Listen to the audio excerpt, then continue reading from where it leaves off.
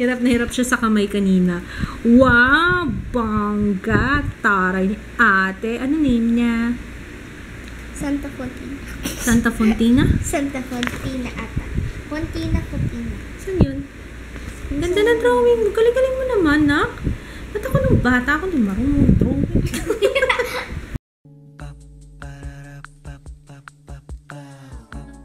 This is my family. Good morning! Good morning, Jaya. Mainit na naman ang ulo. Alam niyo ba, 15 ngayon, showing niya yung Channing. Papa-showing na si Channing ngayon. I don't care. Showing na si Channing. Kaso wala pa yung mga kadate ko eh. Hindi pa nagpaparamdam. Anyway, ay, ang sarap naman yan. Lutong-luto yung patatas, Papa.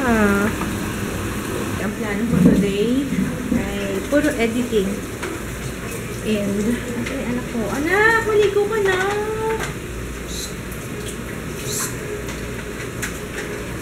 Mag-edit ako ng video. Tsaka, mag-upload pala ako sa vlog nung sa baby shower. Yung mga details kung magkano yung package na kinuha ko sa Shakey's. Kasi marami rin nagtatanong if ever gusto nyo magplano ng sarili nyong baby shower or baby shower for your friend or kung kanino man. Kasi parang hindi pa kasi ganun kasikat. Hindi pa ganun kasikat ang baby shower dito sa Pilipinas, diba? Pero, so, yeah, maggagawa ko ng vlog post na. Nakonsume talaga ako dun sa service ni Jaya. Hinatid ni Kit si Jaya ngayon. Ang bihira, sandali lang naman nahuli yung anak ko. Ilang minuto lang. Hindi kasi makatawag dito kasi intercom namin sira. Hindi pa namin mapaayos dahil hindi covered ng building. Yung pagpapaayos, magbabayad kami ng 800 para lang maayos si intercom. Eh, hindi naman, kung sana lang siya nasira. Wala naman kaming ginawa dyan. Eh, ano na daw kasi, ilang taon na daw kasi kami nakatira dito, kaya hindi na daw covered. Ayun, tapos yung iniwan kagad nila si Jaya. Eh, samantalang sa hapon, naghihintay ng matagal yung anak ko para lang makauwi dahil nga, nilalagay nila sa second trip. Tapos, ilang minuto lang naman, siguro naman, maximum 3 minutes lang nahuli yung anak ko, eh, iniwan agad. Eh, kapag hindi naman pumapasok yung si Jaya, nagte-text kami, if ever. Ito. Stripes.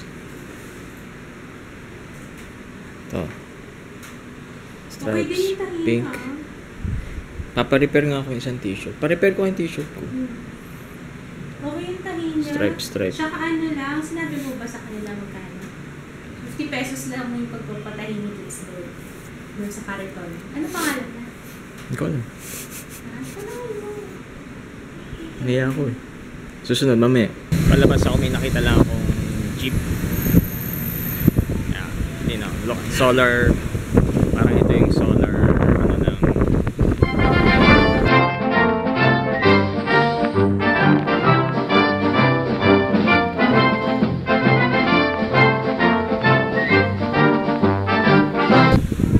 Solar power nga.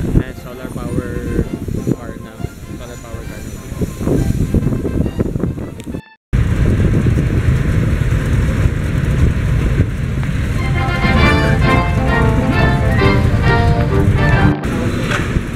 Ito yung patahian namin.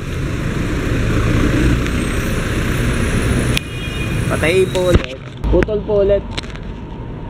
Meron mga tanda. May birthday blade. 3 po yan. Ito yung pinaswap ko na 3 watt. So 100 plus na lang siya. 179. 3 watt. Ito nga pala ako sa grocery and looking for lunch. And bangus, tilapia, and gulay. Alin ng Taiwan? Taiwan. Anong brand yan? Akari rin. Ang Akari Taiwan. Taiwan. Pero to China. Ay, bakit? Parang Akari? Oo. Ano pinagkaibahan niya? Mas maganda na yung tayo ba?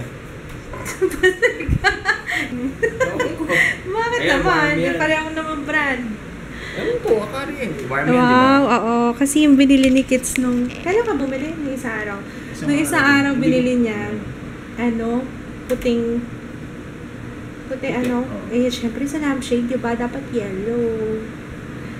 Alam mo ba, last year, nung nag-edit ako ng vlog, tapos may nag-comment nga rin eh. Last year, bumili ka rin ng bumbilya.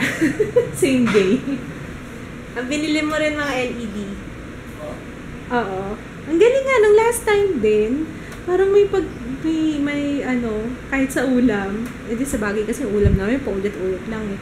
Yung mga ginagawa kami last year na pareho nung this year. Mag-aano na tayo, palit na tayo ng bumbilya. Ay, oo, tsaka doon wala pang bumbilya doon eh. Kaya yung lampshade doon. Yeah. Hanggang July 31 ba? Ang laki rin ng discount eh, pag papalitan yung ano, Kasi 170 bumbilya. Tapos magkano mo na lang nakuha? 108. Ay, ang laki ng discount. 40%. Kaya ano, laki ng discount, bili na kayo sa Akari. Akari lang ba? Or sa Robinsons? Akari lang. Oh, eh, lagi may ano yung Akari eh. Lagi silang may sale. Noong last time din na bumili ako, buy one, take one. Hindi pala ikaw bumili noon last year. Ako pala. Kasi binili ko yun para sa ano? Para sa vanity mirror ko. Baka sa ibang malls meron din noon. Kasi sa Akari lang daw na brand eh. Hindi lang siguro sa Robinsons. Laki din ng discount ha, 40%. Papalitan nyo yung bumbilya nyo. Kahit hindi LED or LED lang. Kahit hindi LED. Dalhin nyo sa mall tapos papalitan nila. Bibigyan kanila kayo ng 40% discount. My goodness, 2 beses na ako nag-upload. Nasa-stock na naman siya ng processing. Hindi ko na lang in-edit yung vlog kagabi. Nag-edit ako ng vlog last night pa. Medyo nagpuyat ako ng konti para lang ma-upload ko ng maaga. Wala na, 12:00 na. Ano na, YouTube? Bakit ganito? Kanina, ano na siya eh, yung processing niya nasa 90 plus %. Tapos ngayon, yung processing niya nasa 0 na. Pero mabilis na yung upload, walang problema. Yung processing, ano kaya ito? What's for lunch? At saka talbos. Kamote to kangkong, tsaka okra. Yum. The next namin yung doktor, yung OP ko. I-isolate daw ako. Hindi ko alam ganun pala kaseryoso yun. Love. What shall we do? Ako na lang mag-isolate. Ikaw na lang i-isolate? No. Ayan, 3 beses ko nang in-upload yung vlog kahapon. Ewan ko na lang talaga.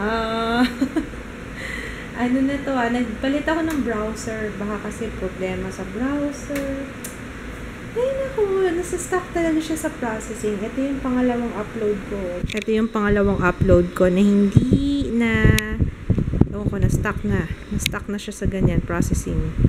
May good news ako. Yung OB ko, nag-text na finally sa akin. Kasi binanggit ko sa kanya na nagkaroon ako ng chickenpox. Baka kasi akala niya hindi pa ako nagkakaroon ng bulutong. Kaya nung sinabi ko na nagkaroon na ako ng bulutong, sabi niya, no need na to isolate. Thank God. Kasi alam nyo kanina problemado talaga kami. Kasi hindi namin alam kung ako yung lalayo sa kanila or si Kits yung lalayo. Hindi ko alam kung saan ako pupunta. Pwede naman ako sa brother ko. Pwede rin naman si Kits ang umalis. Pwede siya sa Pasig, sa kanananay. Kaso, malayo daw sa office niya. Kaya, parang, hindi na namin naging option. Basta, ang gulo. Hindi namin malaman kanina talaga. Tuliro kami pareho. Hindi namin alam kung saan kami. Kung anong plano namin. Ang binabantayan na lang namin si Jaya kasi baka baka mahawa siya kay Kits. So, kaming dalawa ni Ju, safe naman. Kasi ang alam ko, since nagkaroon na ako ng bulutong, immune na ako. So, yung antibodies ko, dahil nga nagkabulutong na ako, meron na akong antibodies, napasa ko na kay Ju, kaya we're safe. Kaya, yun. Tsaka yung shingles, hindi siya nakakahawa. Hindi ka mahahawa ng shingles sa may taong merong shingles. Ang nakakahawa, yung merong shingles, tapos ipapasa niya sa iba na hindi pa nagkakaroon ng bulutong. Yun ang nakakahawa doon. Chickenpox ang mahahawa niya. So, yun, okay naman. Finally, thank God talaga. Kanina ko pa talaga hinihintay yung reply ng doktor ko kasi kinakabahan ako kasi ilang araw na rin kami magkasama ni Kids. Although talagang buti na nga lang din blessing in disguise no, hindi kami tabi lagi matulog kasi 'di ba 3 days siyang walang pasok. Lagi siyang nandito, natutulog ako sa sofa. Kasi nga minsan madalas kasi ako mag-CR. Yun, isa pang dahilan yun. Ang hirap mag-akit panaog sa hagdan. Kaya yun, thank you Lord. Okay na. Si Jaya na lang inaalala ko. Actually, gusto ko nga siyang magkaroon ng bulutong habang bata pa siya. Na-vaccine naman na si Jaya ng chickenpox. Ano ba tawag doon? Varivax ba tawag doon? Yung para sa chickenpox. Yun nga lang, kasi kapag vaccine, hindi naman 100% sure na hindi ka magkakaroon ng chickenpox. Pwede ka magkaroon pa rin ng chickenpox, pero mild case na lang siya. So, yun naman talaga purpose ng vaccine, hindi naman talaga mape-prevent, rather milder na lang, if ever. Pwedeng mag-prevent, pwede rin milder na lang yung symptoms. So, yun. I'm happy about that. Salamat talaga. Bala ko nang maglaban ng mga damit ni Ju tomorrow. Nagre-ready na ako para sa pagdating niya. Kasi habang kaya ko pang kumilos, tsaka knock on wood, ayoko naman sana mag-full term si Ju. In case man he comes early, ready na kami. Ang hindi na lang ready, ang kulang na lang namin is yung crib and car seat. Yun na lang. Yung stroller kasi hindi mo na priority this time kasi newborn pa naman si Ju. Hindi pa naman namin siya isasabak sa lakaran. So malamang hindi na muna. Hindi pa ganun ka-importante yung stroller. Alam niyo ba itong drawer na to? Ito yung binili namin nung nagbuntis ako kay Jaya. Tapos, ito yung lalagyan niya ng mga damit niya.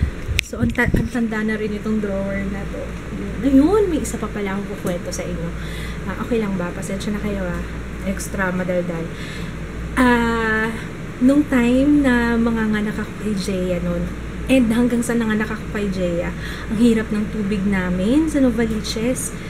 Nagkaroon ng problema sa subdivision namin regarding sa water, regarding sa Maynilad. Parang nagkaroon ng utang yung subdivision kasi yung subdivision yung tumatanggap ng bayad hanggang sa parang nagkaroon ng ewan ko, parang naibulsa ba? Parang ganun yung, I'm not really sure, yung pambayad hanggang sa, syempre wala na kaming naputol na yung connection ng Maynilad sa amin sa buong subdivision. Kaya ang nangyari, nagrarasyon na lang kami ng tubig. Tapos parang binuhay yung poso namin doon. Yung poso namin, dahil matagal naging stagnant, sobrang yellow. Hindi nga yellow almost brown na yung tubig na lumalabas. So, rasyon, ganun din. Yung nirarasyon na tubig, hindi siya ganun kalinis. Kaya alam nyo ba, nung time na nanganak ako kay Jay, ang hirap. Feeling ko isa nga rin sa mga reasons yun kung bakit hindi ako yung production ng gatas ko, tsaka ng isang buwan lang ako nakapagpa-dede kay Jay nun Naglalaba ako, kusot talaga, at saka alam nyo kung anong ginagamit ko, mineral, binibiling tubig na purified. yun ang ginagamit ko kasi nga ayoko rin na gamitin yung tubig namin sa poso tsaka yung nirarasyon na tubig kasi minsan makikita ko may kiti-kiti pa. So yun, naalala ko yung hirap ko nun talaga, tapos nagpapagaling pa ako ng tahi nung aking episiotomy. Sobrang hirap. Tapos hindi ako makakain on time kasi wala akong kasama sa bahay. Hintayin ko pa matulog yung newborn ko, si Jaya noon. Tapos saka ako maglalaba, magkukusot. Si Kits, parang bagong pasok lang yata siya sa office noon. Nung time na yun, hindi ko maalala. Kaya, just po, hirap-hirap talaga noon. Pero hopefully, sana ngayon maging okay na. Ayun, nakwento ko lang.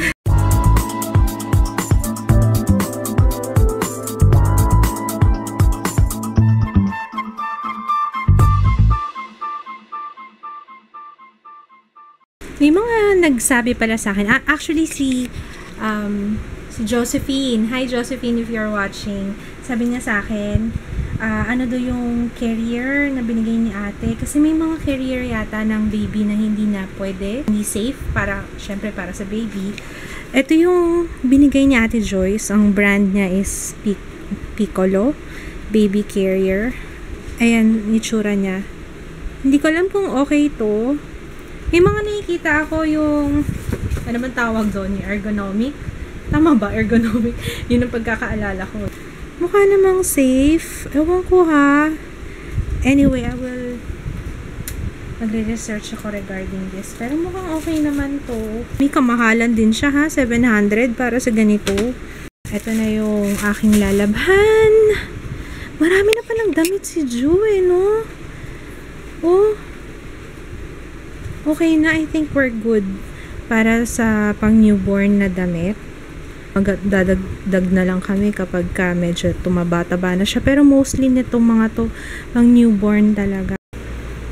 Thank you, ate! Careful ha! Vanessa Kagape.